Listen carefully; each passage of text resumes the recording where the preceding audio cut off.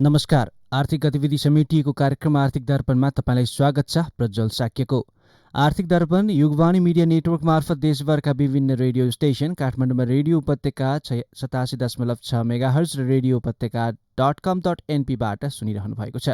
कार्यक्रम आर्थिक दर्पण हरेक हप्ता आइतबारदेखि शुक्रबार बिहान 7:30 बजेदेखि 8 बजेसम्म सुन्न सक्नुहुन्छ। कार्यक्रम सुरु गरौँ आर्थिक गतिविधिबाट।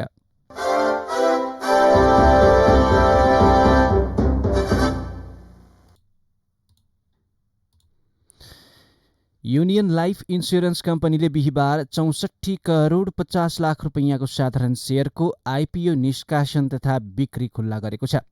अरू थुप्रै कम्पनीहरू निकट भविष्यमै शेयर निष्कासनको तयारीमा रहेका छन्। नेपाल धितोपत्र बोर्डले चालु आर्थिक वर्षमा विभिन्न 18 कम्पनीलाई आइपिओ ल्याउने अनुमति दिइसकेको छ। अनुमति पाइसकेका कम्पनीले चाँडै सार्वजनिक निष्कासनको तयारी गरेका छन्। अनुमति पाएका कम्पनीले 14 अर्ब 34 करोड रुपैयाँ भन्दा बढीको शेयर निष्कासनको तयारी गरेका छन्। निकट भविष्यमै साधारण शेयर जारी गर्ने तयारीमा तेह्रथुम पावर, मध्यभोटे कोशी जलविद्युत लगायत छन्। एक वर्षका अवधिमा शेयर कारोबारमा डीम्याट खाता खोल्नेको संख्या दोब्बरले बढेको छ। धितोपत्र बोर्डका अनुसार 2077 असारमा 17 लाख रहेको डीम्याट खाता अहिले 35 लाख पुगेको छ। त्यस्तै 7 लाखको हाराहारीमा रहेको मेरो शेयर खाताको संख्या सोही अवधिमा बढेर 26 लाख पुगेको छ। उता अनलाइन कारोबार गर्न युजर आइडी लिनेको संख्या करिब 7 लाख पुगेको नेपाल स्टक एक्सचेन्जले जनाएको छ। असारमा मात्रै 35,000ले युजर आइडी लिएका छन्। पछिल्लो समयमा शेयर कारोबारप्रति सर्वसाधारणको चासो बढ्दै गएको छ। अघिल्लो वर्षसम्म 5-7 लाखले प्राथमिक सार्वजनिक निष्कासनमा भाग लिने गरेकामा अहिले 21 लाख हाराहारीमा आवेदन पर्ने गरेको छ। अघिल्लो साता जीवन विकास लघुवित्तको आइपिओमा 20,84,000 भन्दा बढीले आवेदन दिएका छन्। यसअघि ज्योति लाइफ इन्स्योरेन्स कम्पनीको आइपिओमा 18.5 लाखले आवेदन दिएका थिए। बोर्डका अनुसार चालु आर्थिक वर्षको 10 महिनामै धितोपत्रको प्राथमिक बजार मार्फत 78 अर्ब रुपैयाँ बराबरको पुँजी परिचालन भएको छ। चालु आर्थिक वर्षमा पूर्वाधार विकास बैंक, रिलायन्स लाइफ इन्स्योरेन्स, सिंगटी ग्रिन लाइफ, सिइबिडी, हाइड्रो पावर लगायतले आइपिओ जारी गरिसकेका छन्। केही दिनदेखि निरन्तर घट्दो क्रममा रहेको शेयर बजार साताको अन्तिम दिन बिहिबार दोस्रो अङ्कले बढेको छ। यस दिन शेयर बजार मापक परिसूचक नेप्से 23.76 अङ्कले बढेर 2824.89 बिन्दुमा पुगेको छ। यस दिन व्यापार र अन्य बाहेक सबै समूह बढेका छन्। क वर्गका कम्पनीहरूको कारोबार मापन गर्ने सेन्सिटिभ इन्डेक्स पनि 4.41ले बढेको छ। 200 भन्दा बढी कम्पनीका 1,41,43,240 किता शेयर किनबेच हुँदा 4 अर्ब 81 करोड 55 लाख 20,294 रुपैयाँको कारोबार भएको छ।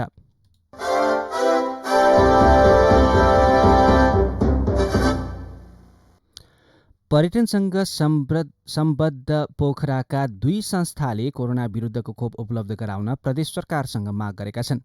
पर्यटनसँग सम्बद्ध पृथ्वी होटल व्यवसायी समिति र city restaurant and bar association पोखराले गण्डकी प्रदेशका मुख्यमन्त्री कृष्णचन्द्र नेपाली पोखरेललाई संयुक्त रूपमा ज्ञापन पत्र बुझाउँदै कोरोना खोपको माग गरेका हुन्।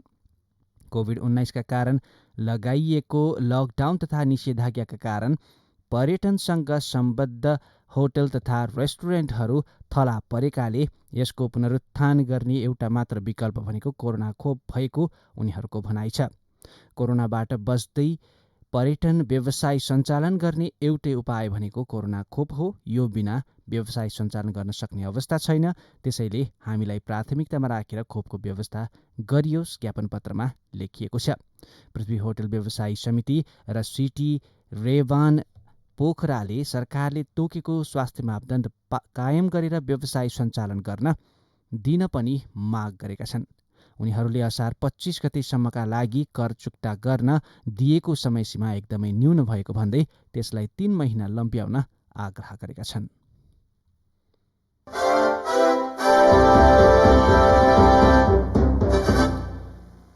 पोखराकै अर्काथरी पर्यटन व्यवसायीले खोपमा प्राथमिकता नपाउने र पर्यटन क्षेत्र लक्षित राहत कार्यक्रम नल्याए आन्दोलन गर्ने चेतावनी दिएका छन्। व्यवसाय टिकाउन हम्मे परेको भन्दै व्यवसायीले व्यवसायको साँचो नै सरकारलाई बुझाउने चेतावनी दिएका छन्। कोरोना संक्रमणको 2 पटकसम्मको मार खेपेको भन्दै अब पनि सरकारले पर्यटन लक्षित कार्यक्रम नल्याउने र खोपमा प्राथमिकता नदिने हो भने आन्दोलन गर्न बाध्य हुने बिहिबार पत्रकार सम्मेलन गरी जानकारी दिएका छन्। व्यवसाय टिकाउन सकस भयो, अब पनि सरकारले सहयोग नगर्ने हो भने साँचो लगेर सरकारलाई बुझाउँछौँ। पत्रकार भेटघाटमा पोखरा पर्यटन परिषदका उपाध्यक्ष पेम नारायण श्रेष्ठले जानकारी दिनुभयो। व्यवसायीले सबैभन्दा बढी सकस कोरोना विरुद्धको खोप नपाउँदा भएको बताई अग्रपङ्क्तिमा पर्ने पर्यटन क्षेत्रलाई सरकारले व्यवस्था गरेको उनीहरूको आरोप छ। न त पर्यटन क्षेत्रमा अग्रपङ्क्तिमा खटिने मजदुरलाई खोपमा प्राथमिकता दिइएको छ, न व्यवसाय जोगाउने राहत कार्यक्रममा ल्याइएको छ। यस्तो अप्ठ्यारोमा टिक्न सकिँदैन, श्रेष्ठले बताउनु भएको छ।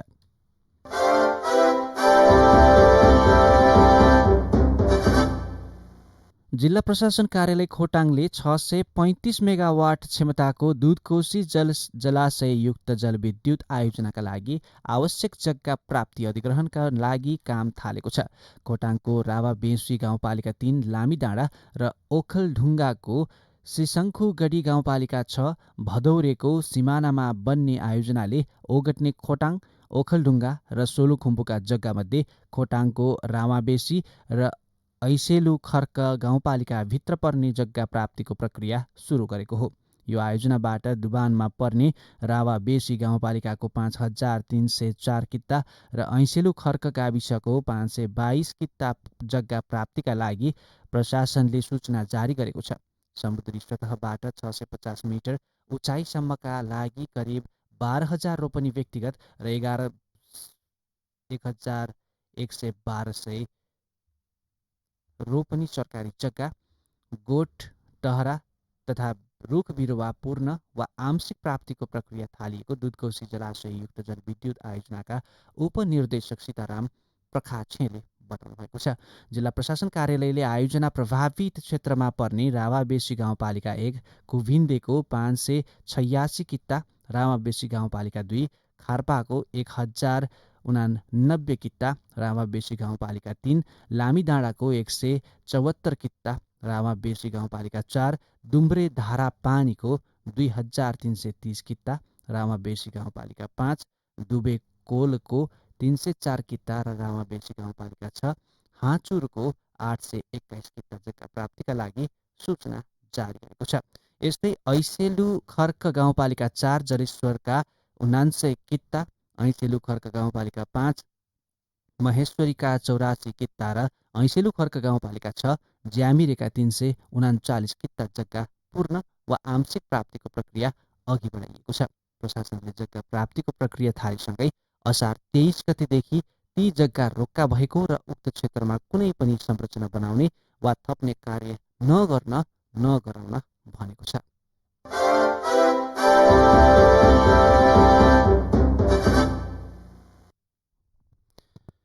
कृषि, वन, भूमि, सिँचाइ, खाद्य र कृषि सञ्चार क्षेत्रमा कार्यरत नागरिक सङ्गठनहरूले अन्तर्राष्ट्रिय खाद्य प्रणाली सम्मेलनमा नेपाल सरकारले पेश गर्ने दस्तावेजमा सम्बोधन गर्नुपर्ने सवालबारे सुझाव पेश गरेका छन्।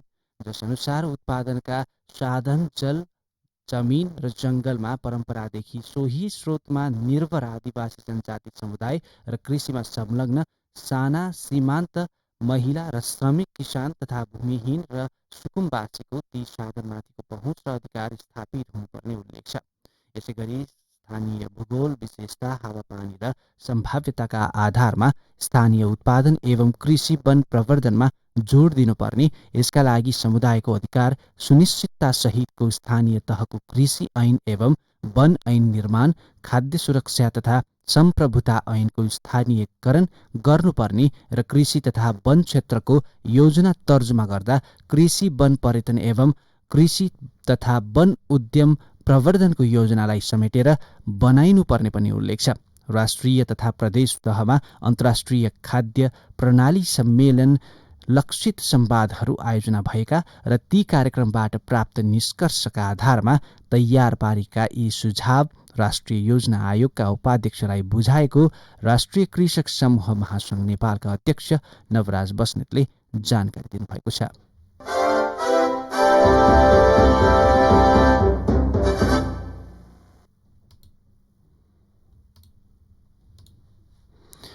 मोरङको बुढीगङ्गा गाउँपालिका स्थित हुलास वायर इन्डस्ट्रिज प्रणालीले एकैपटक 93 जना मजदुरलाई कामबाट निकालेको छ।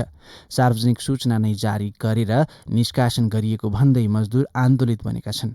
नियुक्ति पत्र र कानून अनुसार सेवा सुविधा माग गर्दा ठूलो संख्यामा मजदुरलाई निष्कासन गरिएको भन्दै बुधबारबाट सुरु भएको आन्दोलन बिहिबार पनि जारी रह्यो। 1.5 दशकभन्दा अघिदेखि कार्यरत रहे पनि उद्योगले नियुक्ति पत्र नदिएको भन्दै विराटनगर स्थित श्रम तथा रोजगार कार्यालयमा मजदुरहरूले गत मंगलबार उजुरी दिएका थिए। उजुरी दिएको थाहा पाउने बित्तिकै भोलिपल्ट उद्योगले मजदुरलाई निष्कासन गरेको नेपाल कारखाना श्रमिक संघ इकाइ उपाध्यक्ष सुरेश श्रेष्ठले जानकारी दिनुभएको छ। नियुक्ति पत्र र सेवा सुविधा माग गर्दा श्रमिकले रोजगारीबाट हात धुनुपर्ने अवस्था आयो। उनले भने त्यस विरुद्ध उद्योगको मूल गेट अगाडि धरना दिएर आन्दोलन सुरु गरिएको हो। श्रेष्ठका अनुसार उद्योगमा कार्यरत मजदुरले काम कारबाही ठप्प बनाएर आन्दोलन थालेका छन्। हुलास वायर गोल्छा अर्गनाइजेसनकी सदस्य राजलक्ष्मी गोल्छाको हो। उद्योगले 1 वर्ष अघि नियुक्ति पत्र र न्यूनतम पारिश्रमिक दिने सहमति गरेको थियो। मजदुरको उजुरी परिसँगै उद्योगमाथि श्रम तथा रोजगार कार्यालयले कारबाही अघि बढाउने तयारी गर्दै गर्दा मजदुरसँग उद्योगले सहमति गरेको थियो। श्रेष्ठले भने 2077 असार 21 गते न्यूनतम पारिश्रमिक र नियुक्ति पत्र दिने सहमति भएको हो। तर सधैँ झुलाएको उद्योगले पूर्व सहमतिको पालना नगरेपछि मजदुर पुनः श्रम कार्यालय जानुपर्ने अवस्था आएको उनको भनाइ छ। न्याय माग्न गएका मजदुरलाई निष्कासन गरेर उद्योगले थप अन्यायमा पारेको श्रेष्ठको भनाइ छ।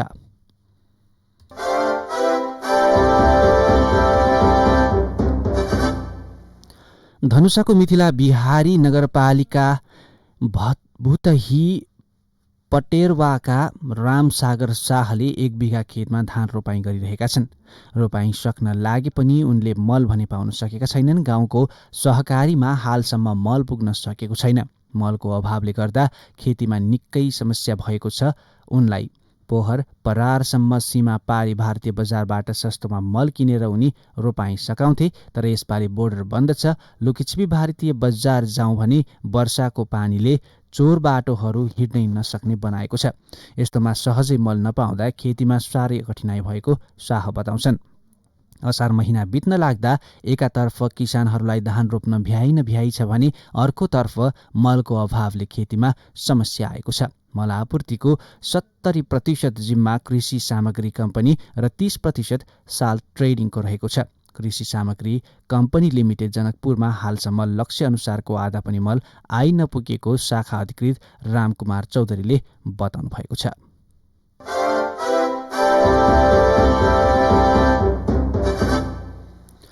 रोल्पाको माडी गाउँपालिका 5ले शहीद परिवारलाई मासिक जीवन निर्वाह भत्ता दिने भएको छ। गाउँपालिकाले उपलब्ध गराएको बजेटबाट आगामी आर्थिक वर्षदेखि वडाभित्र 24 जना शहीद परिवारलाई मासिक 1500 रुपैयाँ भत्ता दिने निर्णय भएको छ।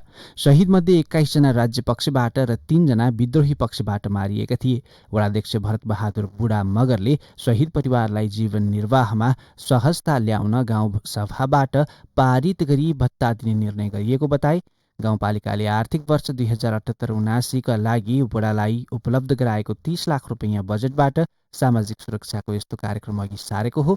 वडाले आगामी वर्षका लागि भौतिक पूर्वाधार भन्दा सामाजिक विकासलाई विशेष जोड दिने गरी योजना तथा कार्यक्रम अघि सारेको अध्यक्ष बुढा मगरले जानकारी दिनुभएको छ। आर्थिक गतिविधि बाँकी नै छन्। आर्थिक दर्पणमा एकैछिन विश्राम। चट्याङ, हुरी, बतास, भूकम्प, बाढी पहिरो, आगलागी यस्तो विपद कुनै पनि बेला जतासुकै आउन सक्छ। विपदबाट बच्न पूर्व तयारी नै उत्तम उपाय हो। विपदका बेला सरकारले प्रवाह गर्ने सूचनामा ध्यान दिउँ। प्रत्येक टोलमा एउटा खुला ठाउँ बनाउने उत्प्रेरणा जगाऊ। त्यही खुला ठाउँले विपदमा ज्यान जोगाउँछ।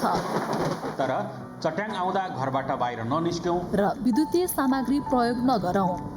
यस्ता जुनसुकै विपदमा बालबालिका र वृद्धवृद्धलाई थप सहयोग र संरक्षण चाहिन्छ। आफू पनि बचौँ र उहाँहरूलाई पनि बचाऊ। प्रदेश सरकार आन्तरिक मामिला तथा कानुन मन्त्रालय, सञ्चार रजिस्ट्रारको कार्यालय, बागमती प्रदेश। ओ माय गॉड विनिता, तिम्रो घरमा त अल्ट्राटेक ब्रान्डको सामान मात्रै पो देख्छु। हो नि, हाम्रो घरमा त अल्ट्राटेक ब्रान्डका घरायसी सामानले भरिएको छ। बलियो र टिकाउका साथै भरपर्दो सेवाको लागि ढुक्क छु। त्यही त, kitchen chimney, cooking range, oven, fridge, induction चुलो, इन्फ्रारेड चुलो, स्ट्यान्ड फ्यान, वल फ्यान र आरो फिल्टर पनि रहेछ। यो आरो फिल्टरमा त तातो पानी र चिसो पानी पनि आउँछ। अनि तरकारी फलफुल पखाल्न डिटक्सिफायर पनि छ। म पनि आजै अल्ट्रा सोरुम जान्छु र सबै सामान लिएर आउँछु। कहाँ जाँदा उचित होला? अल्ट्राका घरायसी सामान देशैभर उपलब्ध छ। नजिकैको डिलर तथा डिस्ट्रिब्युटरमा जाने नि। For more details, visit www.ultragroup.com.np. Phone number 01-411-7043, 411-7143. World Trade Center, 2nd floor, Tripureshwar. For dealer and distributor, 9851 000 505, Ultra Group.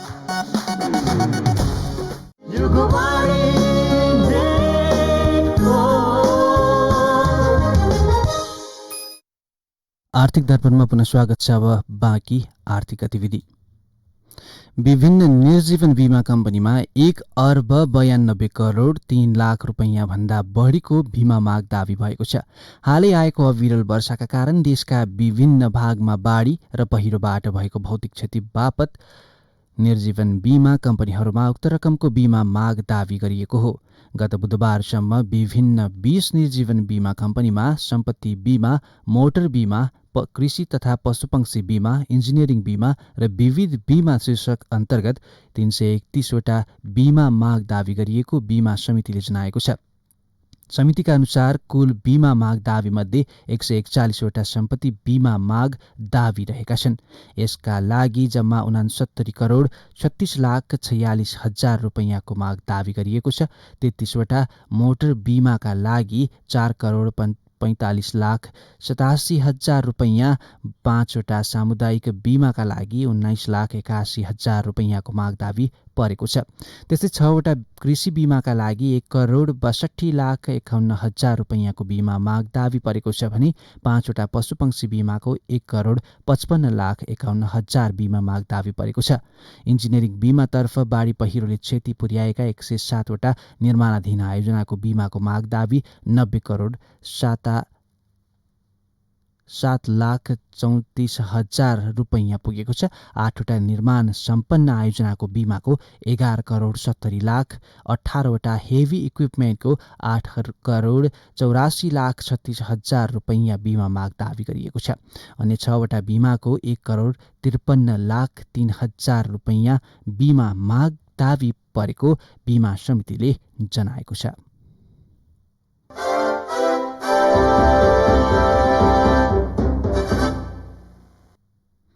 सरकारले प्रधानमन्त्री रोजगार कार्यक्रममा सूचीकृत भई काममै रहेका बेला दुर्घटनामा परेका तर सामूहिक दुर्घटना बीमा रकम दावी गर्न छुटेका श्रमिकलाई निवेदन दिन आग्रह गरेको छ। श्रम, रोजगार तथा सामाजिक सुरक्षा मन्त्रालयले सूचना सार्वजनिक गर्दै प्रधानमन्त्री रोजगार कार्यक्रम अन्तर्गतको काममा आबद्ध रहेकै बेला दुर्घटनामा परेका श्रमिक र श्रमिकका हकवालालाई बीमा दावीका लागि निवेदन पेश गर्न आग्रह गरेको हो। उक्त कार्यक्रम अन्तर्गत दुर्घटनामा परेर मृत्यु भएका र अङ्गभङ्ग भएका श्रमिकका लागि सरकारले चालू आर्थिक वर्ष 2077-78 का लागि अधिकतम 7 लाख रुपैयाँसम्म बीमा दावी गर्न सक्ने व्यवस्था गरिएको छ। मन्त्रालयले सूचना मार्फत पालिकाबाट यस कार्यक्रम अन्तर्गत सङ्कलित आयोजनामा सूचीकृत बेरोजगार व्यक्तिमध्ये काममा खटिएका समयमा दुर्घटना, स्थायी अङ्गभङ्ग भएमा वा मृत्यु भएमा 7 लाख रुपैयाँसम्म रकम दावी गर्न सक्नेछन्। मन्त्रालयका अनुसार अहिलेसम्म बीमाको रकम दावीका लागि 8-10 जना घाइते भएको भन्ने आवेदन आएको छ।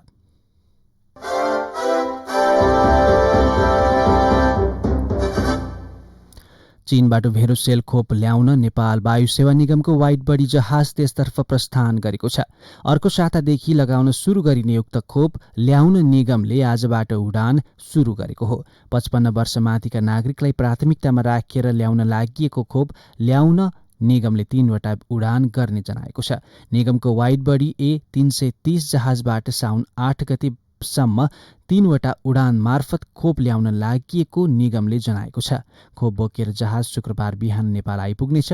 उक्त जहाज असार 31 गते र साउन 7 गते खोप लिन पुनः चीन जाने निगमले विज्ञप्तिमा उल्लेख गरेको छ।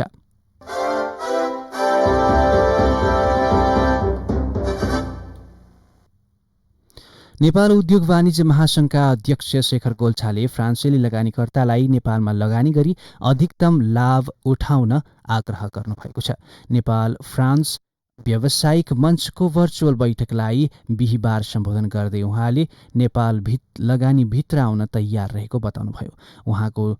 उहाँले नेपाल आर्थिक विकास र समृद्धिको मार्गमा अगाडि बढिसकेकाले नेपालमा पूर्वाधार विकास, पर्यटन, अर्थतन्त्रको डिजिटलाइजेसन, कृषि प्रशोधन, उद्योगमा सम्भावना रहेको पनि उल्लेख गर्नुभयो। अध्यक्ष गोल्छाले महासंघले अगाडि बढाएको राष्ट्रिय आर्थिक रूपान्तरण रणनीति 2030मा लगानीका क्षेत्र विषयमा स्पष्ट किटान गरिएको जानकारी गराउँदै विशेष गरी सन् 2030 सम्म नेपालको अर्थतन्त्र 100 अर्ब अमेरिकी डलर पुर्याउने, थप 23 लाख रोजगारी सिर्जना गर्ने, अर्थतन्त्रसँग व्यापार घाटाको अनुपात आधा घटाउने लक्ष्य लिएको जानकारी दिनुभएको छ।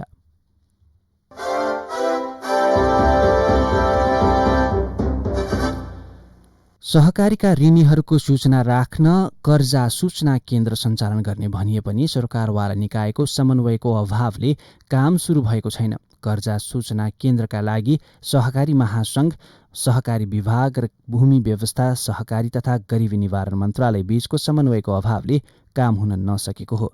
राष्ट्रिय सहकारी महासंघले मन्त्रालयले निर्देशिका जारी नगर्दा ढिलाइ भएको जनाएको छ। महासंघका अध्यक्ष मीनराज कँडेलका अनुसार सहकारी नियमावलीमा 25वटा सहकारी मिलेर विशेषीकृत सहकारी संघको गठन गरेर कर्जा सूचना केन्द्र सञ्चालन गर्न सकिने व्यवस्था छ। त्यसका लागि मन्त्रालयले निर्देशिका जारी गर्नुपर्ने व्यवस्था छ। सोही निर्देशिका जारी नहुँदा ढिलाइ भएको हो।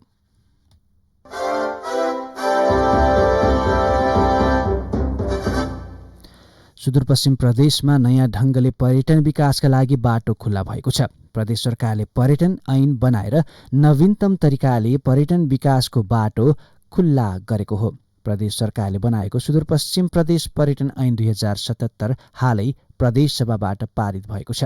यो ऐनको प्रभावकारिता कार्यान्वयनले प्रदेशमा पर्यटन विकासमा नयाँ आयाम थपिने विश्वास गरिएको छ। पर्यटन क्षेत्र एवं पर्यटकीय महत्त्वका विषयको संरक्षण, व्यवस्थापन, विकास एवं प्रवर्धन गरी पर्यटन मार्फत जनताको आर्थिक उन्नति गर्ने विषयलाई ध्यानमा राखी सुदूरपश्चिम प्रदेश सभाबाट यो ऐन बनाएर लागू गरेको जनाइएको छ। यो ऐनले सुन्दर सुदूरपश्चिमको नारालाई सार्थक बनाउने प्रदेश सभा सदस्य अमर बहादुर साउदले विश्वास गर्नुभएको छ।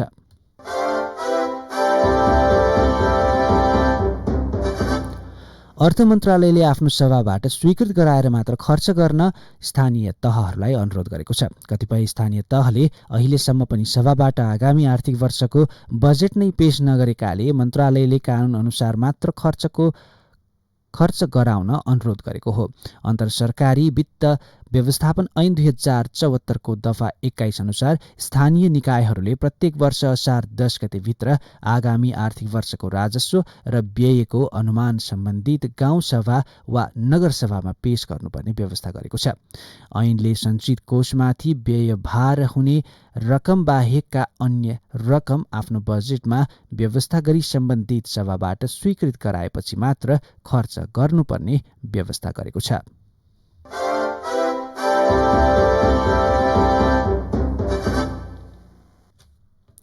अवैध मोबाइल बन्द गर्न सरकारले mobile device management system MDMS साउन 1 देखि लागू गर्ने भएको छ। साउन 1 पछि अवैध मोबाइललाई चरणबद्ध रूपमा बन्द गरिने नेपाल दूरसञ्चार प्राधिकरणले जनाएको छ। कर नतिर्ने उद्देश्यले भन्सार छलेर र चोरी पैठारीका अवैध मोबाइल नियन्त्रणमा लिनका लागि MDMS सफ्टवेयर प्रणाली स्थापना गर्न लागि प्राधिकरणले जनाएको छ। MDMS प्रणाली सुरु भएपछि सबै अवैध मोबाइल एकै पटक बन्द हुने होइनन्। हामी अवैध मोबाइल चरणबद्ध रूपमा पत्ता लगाएर बन्द गर्छौं, नेपाल दूरसञ्चार प्राधिकरणका अध्यक्ष पुरुषोत्तम खनालले बताउनु भएको छ।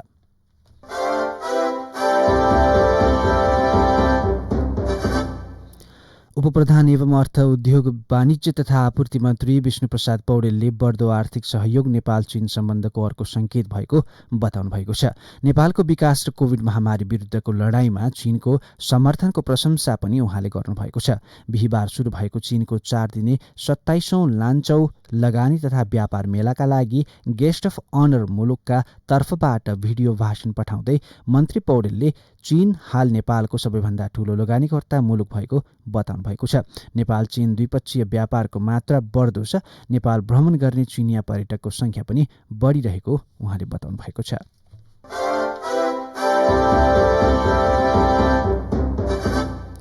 वैदेशिक रोजगार विभागले इजरायलको दीर्घकालीन स्याहार सेवा केन्द्रमा सहयोगी कामदार पठाउने प्रक्रिया थालेको छ।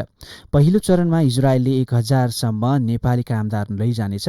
कमाई र कार्यस्थलमा हिसाबले इजरायल दक्षिण कोरिया भन्दा पनि आकर्षक गन्तव्य हो। इजरायल जाने कामदारको न्यूनतम तलब $1,543 झण्डै 1,83,000 रुपैयाँ छ। मन्त्री परिषद बैठकले इजरायलमा नेपाली कामदार पठाउने सम्बन्धी निर्देशिकालाई पारित गरेपछि विभागले कामदार पठाउने प्रक्रिया सुरु गरेको हो।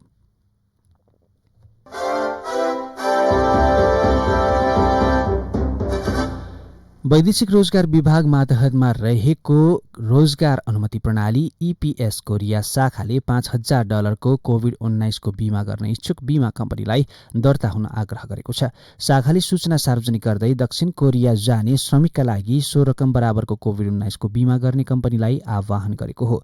EPS सञ्चालन तथा व्यवस्थापन निर्देशिका 2073 को दफा 20 बमोजिम दक्षिण कोरिया जाने श्रमिकको कोरिया पुगेको मितिबाट 14 दिनसम्मका लागि सो रकमको बीमा गराउनु पर्ने तोकिएको छ। साथै शाखा कार्यालयले उक्त तोके बमोजिमको बीमा प्रिमियम बापतको रकम कुनै सेवा शुल्क नलिई र नकटाई सेवा प्रदान गर्न इच्छुक बीमा कम्पनीहरूले साउन 7 भित्र कोरिया शाखामा सूचीकृत संस्था दर्ताका लागि आधिकारिक कागजातको प्रतिलिपि सहित निवेदन दिन आग्रह गरेको छ।